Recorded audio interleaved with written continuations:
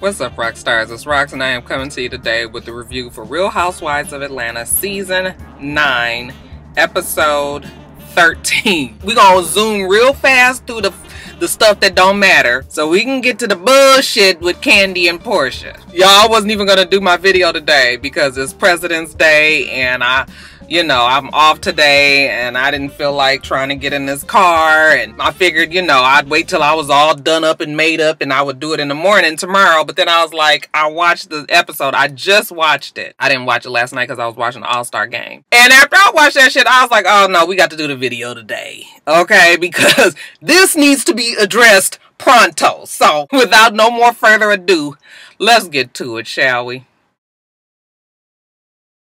Phaedra goes to her lawyer and finds out that the divorce is finalized. I'm confused on this because still in the blogs today, they act like these two are not divorced. Are they or are they not divorced? As far as the show is concerned and the lawyer that's sitting there with Phaedra, the divorce is finalized. Okay, Phaedra sheds a couple of fake tears, says how it's important that Apollo has a relationship with the boys. She's not going to hold him back from them, which I don't think that she would. I think she was just done. But you got to put forth, the necessary efforts to get people to believe that you really still wanted this shit to work out, so whatever. So she says that the lawyer tells her that the court hasn't let Apollo know because that's not their responsibility, meaning that, Phaedra has to make the arrangements to let him know. So she says that she will. I know you guys caught when she said she knew Apollo for 22 years. I was like, why do this always keep changing?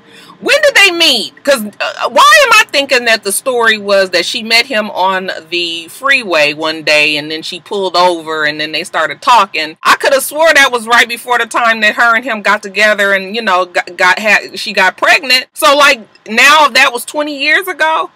I'm so confused on the whole timeline. But, I mean, we've all been confused on Phaedra's time. She ain't never been too truthful with that one. But whatever.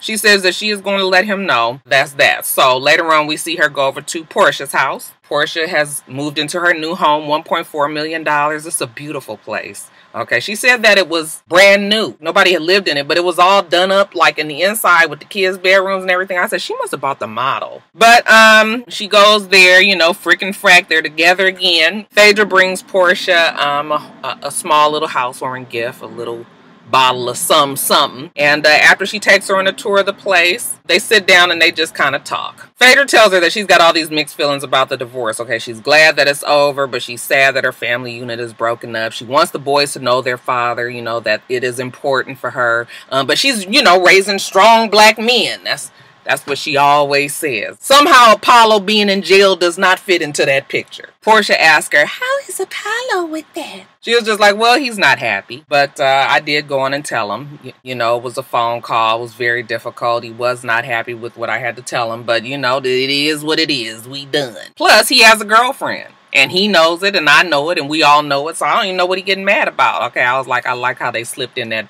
girlfriend talk. We ain't heard hide nor hear about sister until now. I guess she's about to come on the show, so they had to bring her in some kind of way. Porsha just tells him, girl, he is just jealous, just thinking of you being with another man. Phaedra riding the magic stick of some other man. Apollo probably doesn't want that to happen, even if he has another woman. Men think that way. But still, this thing with Apollo and Phaedra confuses me. Are they or are they not married? Somebody who's out there who's nosy enough to be digging around to find out, y'all let me know. What about when Cynthia got back home and she get to telling Noelle and whoever the other girl was about the trip and how Candy's supposed to be a lesbian and, how Cynthia's been involved with a woman? Why do people tell their kids all this kind of shit? I mean, I guess when you a celebrity and it might get out, but we never heard that story with Cynthia. I was just sitting there thinking to myself, like, who tells their child that? I mean, she's a child. Noelle is not 30, and we can sit down now as grown women and kind of just have a little conversation about it.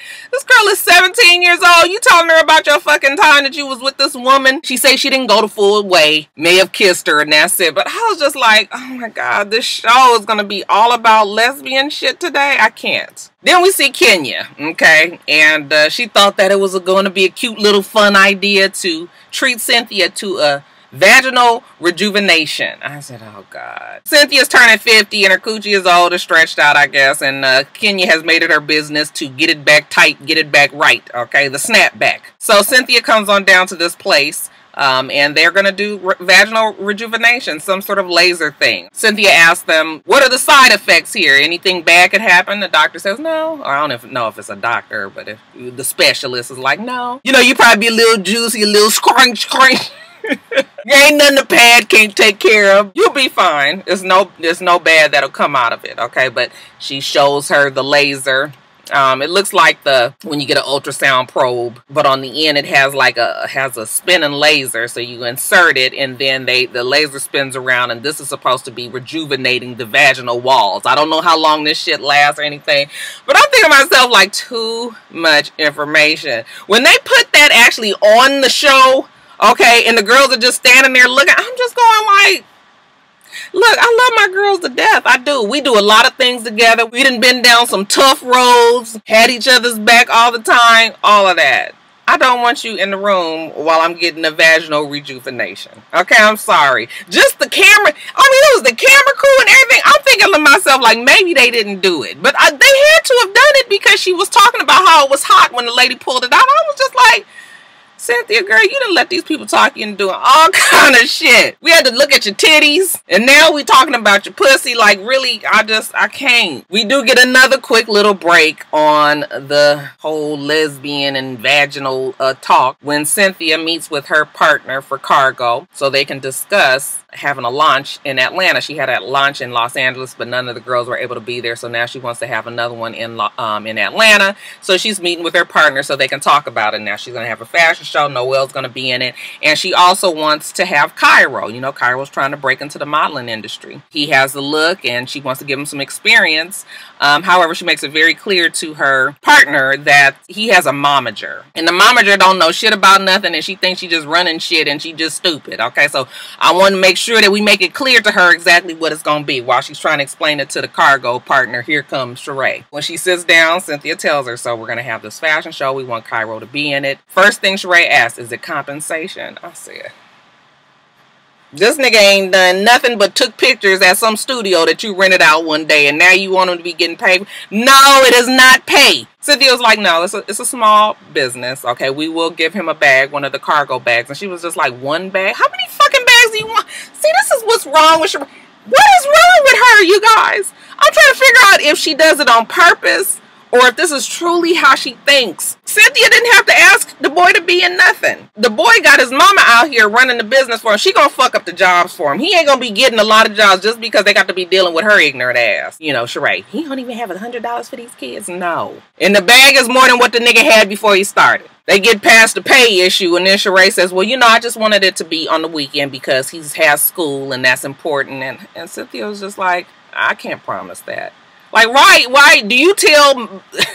See, that's what I'm talking about. Sheree thinks that she can tell people that. Cynthia, girl, just drop it. Cairo, I'm sure he's a sweet enough kid and everything, but honey, the momager is the headache. And these are red flags. Whenever people start asking you, being difficult before shit even get off the ground, right then you got to cut your losses and be like, you know what, that's okay. Tell him that's all right. We'll send him a little wallet, a little key fob or something, you know, for his for his trouble. But I had that boy walking that damn fashion show because his mama is gonna drive you crazy.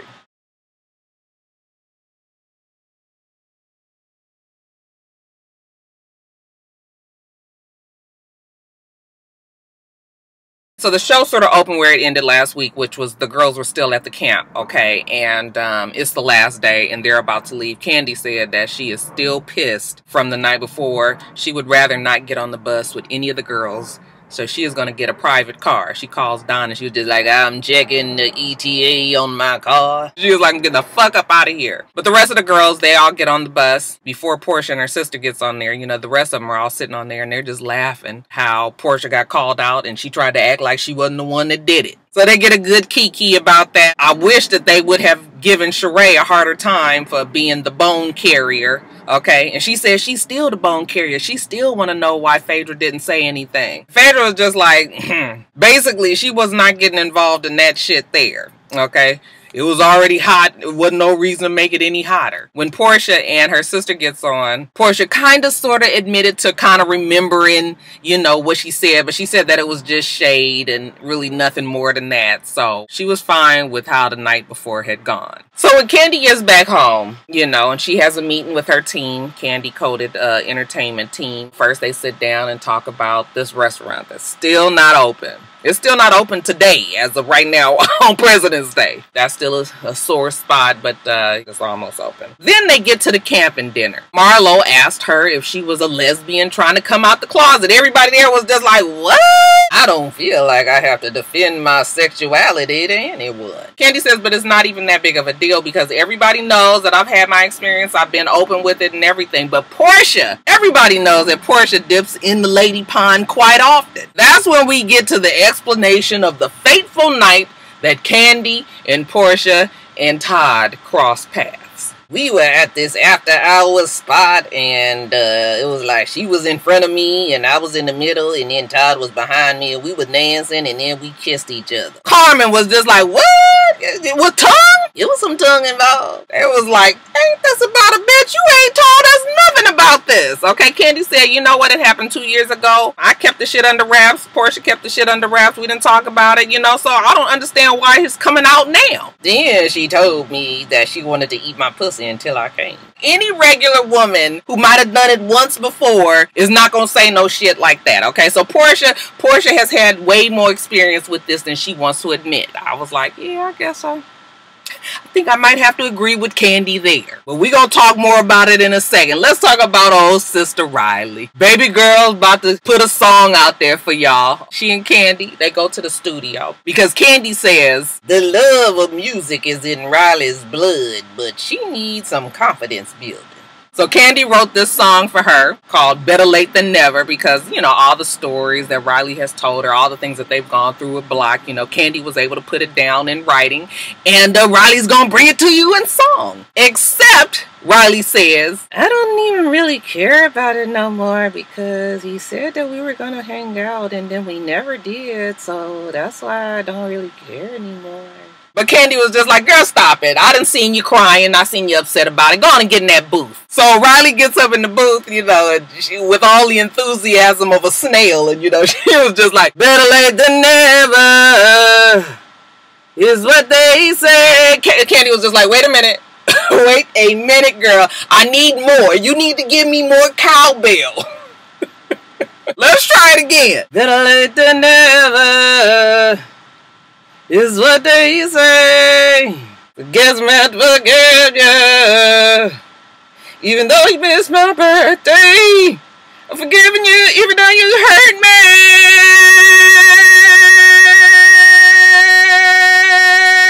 I was just like, that girl, you is holding that note, ain't you? Look, I'm not gonna tease Riley. The baby done been through it with her daddy. We've seen it on the show. Kids want to express themselves. I'm not quite sure if Riley wants to sing or if Kandi is pushing her to sing. Listen, all I'm going to say is the babies want to express themselves, so we should let them, right? As a parent, it is our job to try to put our children's best foot forward, at least help them do so. So, child, I was just like, okay, better late than never, shit.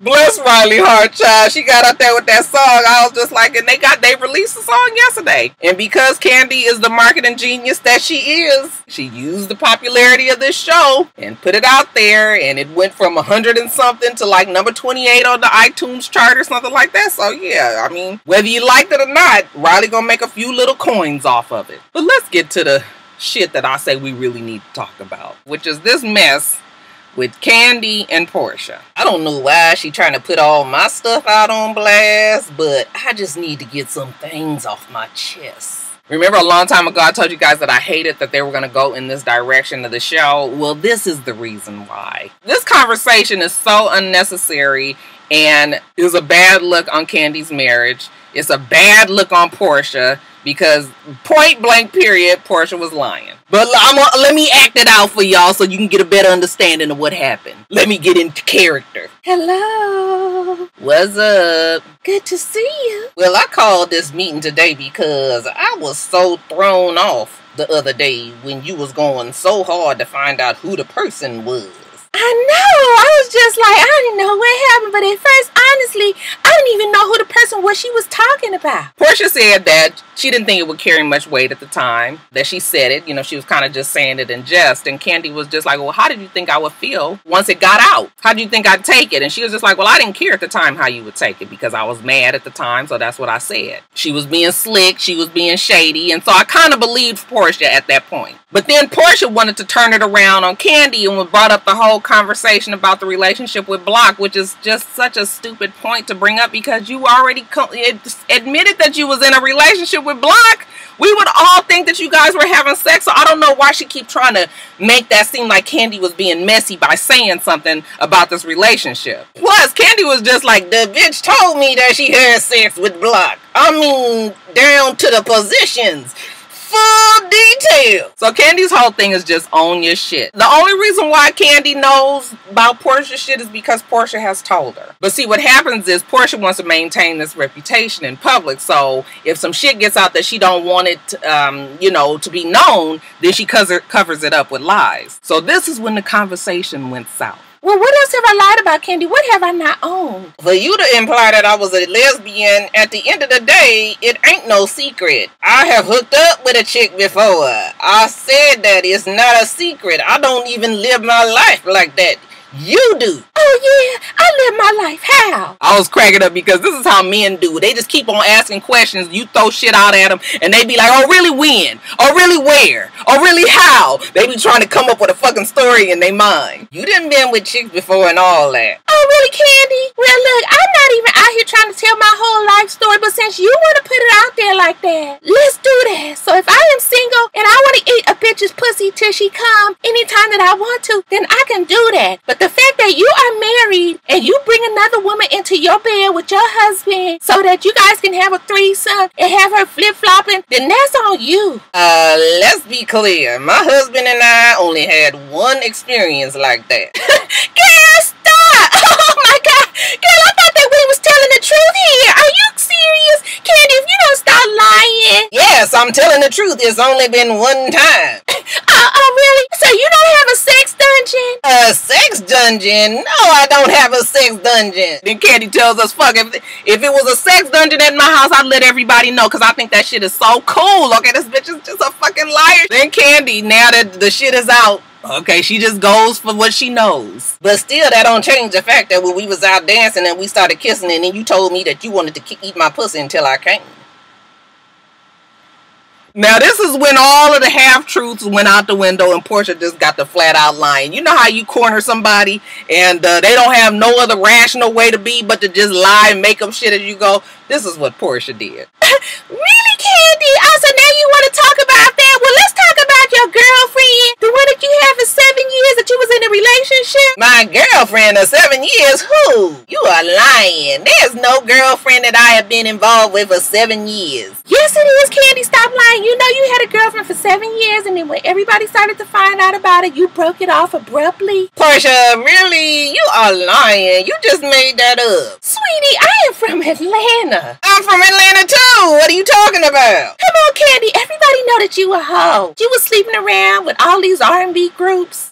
Porsha, I know you're not really about to start talking about sleeping with R&B groups. Because Kandi was just like, Porsha been extras on videos, and it wasn't because of her talents. Okay? Or it might have been because of their talents, just not the singing or video making type. So then it gets bad. Your house is an international house of hoes. No, you are an international hoe. Then Porsha get to going on and on about Todd and how she need to check up on Todd. Why did you find out who he talked to in New York when he gave this girl a fake name? His name was Marvin, so that he could cheat. Kandi was just like, Porsha, why don't you give me the girl's number? Okay, like what you lying? He ain't. And it is stupid. Like that was the worst of the lies because first of all, we all know who Todd is. If you don't know who Todd is, then you probably don't watch Real Housewives of Atlanta. So it would be no reason to lie about a name anyway. Okay? So this whole conversation is so stupid because it's so obvious that Porsha is lying. And I was just like, oh, Porsha. She done took all credibility out of this whole story of me thinking that something more happened than what, Kandi was saying. But I'm I've changed my mind, because if you can come up with some lies this fast, sitting right there, that don't make no damn sense, and you don't even care that if it does or doesn't make sense, then it's obvious. Porsha put more on it because Porsha's tea was about to get spilled, so she figured if she gonna make herself look bad, she gonna make Kandi look bad as well. But Kandi has always had a very constant story, and I can't ignore that, even though it was a bad idea for Kandi and Porsha and Todd to get, you know, because even Todd started doing like this. Y'all saw when he was doing like this. So it was more that happened, but probably still all in that club. Shit just got a little out of hand. But yeah, I was just like, Porsha, you lying. It is so obvious that you lying. You lying. And now I'm starting to put the side eye on the fact that Porsha, remember she told that whole story about Peter, and that, you know, he was messing around with one of her girls or whatever. Now I'm just like, Porsha had a hand in fucking up Cynthia's shit too, by putting a blatant lie out there and knowing that we was gonna run with it. Even though I never really thought that Peter was cheating like that, but you know, she put the energy out there, and she tried to do the same thing with Kandi, but I don't think this shit is gonna work this time, because Kandi has been very constant. This is what happened. She tried to do it, and you know, so that's that. But I was just like, Porsha, you are lying. And the more she talked, the worse she looked. I can't even defend her in the comments today, Porsha. Girl, you on your own. Child, when I tell you I'm about to melt in this back seat, it's hot as fuck. Let me get off of here, you guys. Make sure you rate, comment, and subscribe to the channel. I'm Itsrox. The channel is for Itsrox. Everything else I do will be in the bottom bar. Alright. So I hope that you have a wonderful, wonderful rest of your day. I plan on doing the same. Till next time, Roxstars. Bye.